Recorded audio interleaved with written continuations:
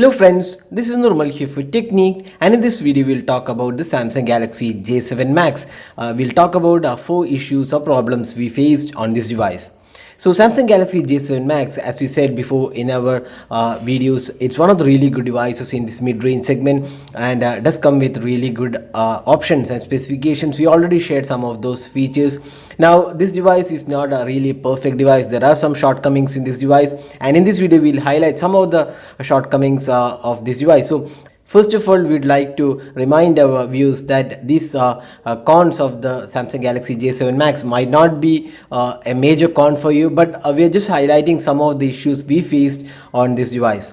So let's get started. And first issue is there is no protection offered on this display. So it's a 5.7-inch massive display, and it is a TFT display, and it has 2.5D curved glass, and there is no protection offered on this display. You can see it's a 2.5D glass, and this is definitely prone to scratches, especially when you place the device this manner. It is definitely prone to scratches, and also when you're keeping this device in your pocket, there might be chance that it just gets scratched, and there is no protection offered. There is no Gorilla Glass or any added protection offered by this device. So that's definitely a major con, considering that the pricing of this device is close to 18K. So at this price point, we expect Samsung to provide at least some kind of basic protection for this device. So if you're using the Samsung Galaxy J7 Max, we suggest you to use a screen guard or a tempered glass, because there might be possibilities that you might get the display scratched.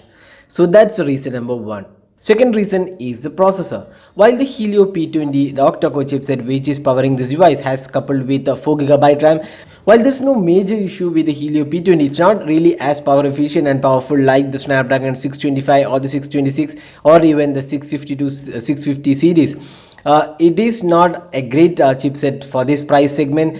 We would have expected a slightly better chipset. Samsung could have used their own Exynos chipset or the Snapdragon 625 on this device, which would have made the device a bit more power efficient. That's the major issue here, because it's Samsung Galaxy J7 Max, so it has a maximum battery efficiency is required, because it has a bigger display to power. It's a 5.7-inch Full HD display to power, and it should have been better with a more power efficient chipset.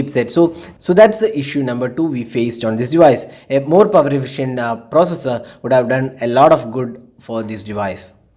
Now, third reason is that there is no fast charging included in this device. So this device comes up with a sealed 3300 mAh battery, and the battery capacity is slightly higher than a lot of devices. Say for example, the Moto G5 Plus has just 3000 mAh capacity, but it has turbo charging included. So in that aspect, Samsung could have done with a fast charging or a quick charging on this device. There is no fast charging, and the time taken charging this device is quite on the higher side. So that definitely not a great sign, especially when you have 3300 mAh capacity. There should have been fast charging included on this device. So that's issue number 3 we faced on the Samsung Galaxy J7 Max.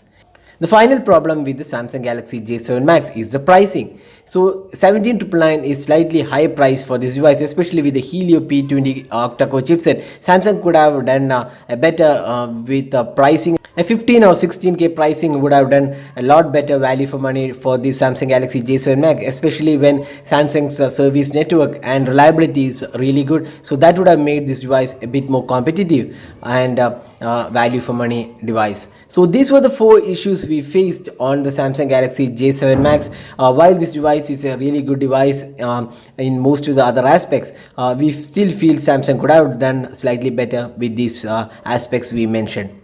So that's all guys, with a quick video on the 4 issues and problems we faced on the Samsung Galaxy J7 Max. So that's all guys, thanks for watching this video. Hope to see you in our next video. Have a great day.